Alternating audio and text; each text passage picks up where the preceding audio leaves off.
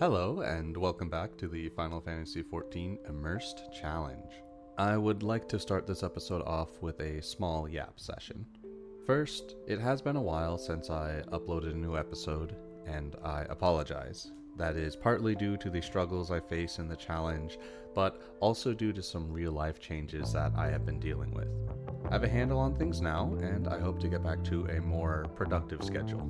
Second, I'd like to thank everyone who does take the time to watch these. It really means a lot to me, and no matter the reason, as long as there's one person who is enjoying these and looking forward to the next one, it gives me the motivation to keep pushing through all the recording, getting lost, editing, scripting, and brain work that goes into it. So thank you, sincerely. Well, that's all of the IRL updates. Now, we left off right before our first dungeon. Unsure how to handle it, I entered about as weak as I could be. Low level gear, my character level scaled down, and the special main character boost turned off. I'll let you see how that turned out.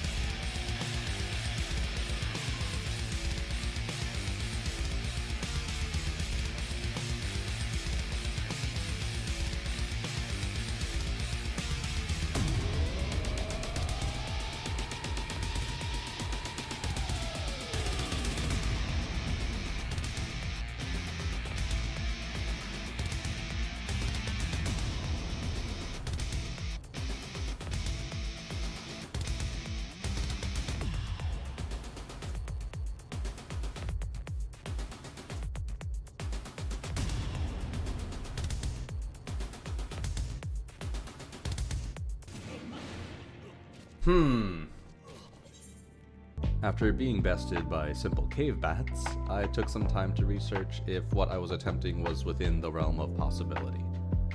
And I didn't find much to prove this wasn't completely futile, so I'll update the rules on how we handle dungeons. I do not have to do a dungeon level synced. I also do not have to do the dungeon or trial solo. It is mentioned in lore that the Warrior of Light receives help on these adventures. However, I'll still most likely be avoiding partying up until much later expansions and the Crystal Tower. Another rule I had already made preparations for, but have yet to use, is maps. I don't see why the Warrior of Light wouldn't have access to a map, so I can use one as well. The game has options to remove every marker from them, and even the translations from Eorzean to English.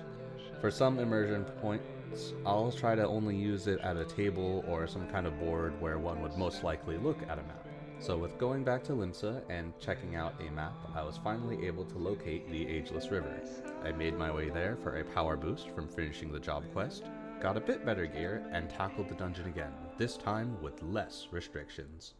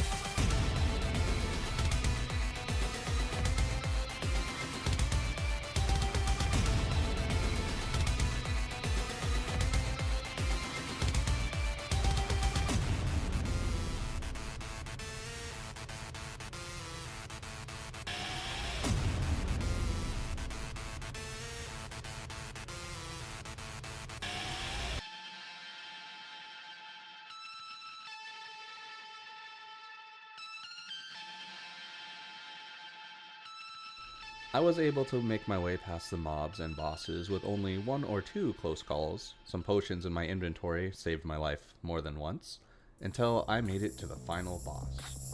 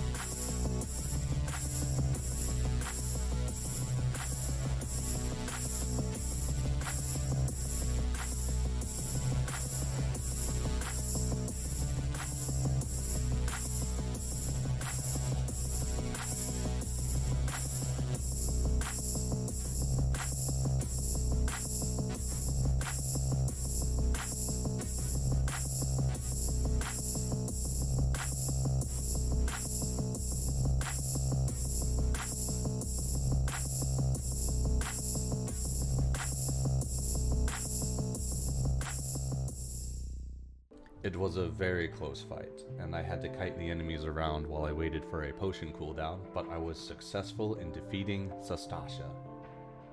And now, with our first dungeon cleared, I was looking much more hopeful to the future of this challenge and curious to see just how far we'll get. I'll see you there.